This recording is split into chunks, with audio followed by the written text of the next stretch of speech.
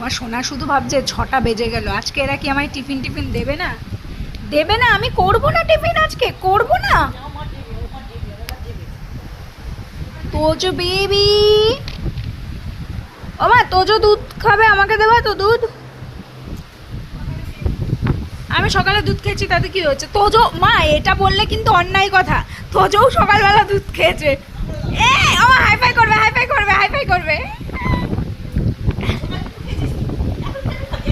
ও ও তো সকালে খেয়েছে মা। ও তো আমিও ছোট, আমি তোর থেকেও ছোট।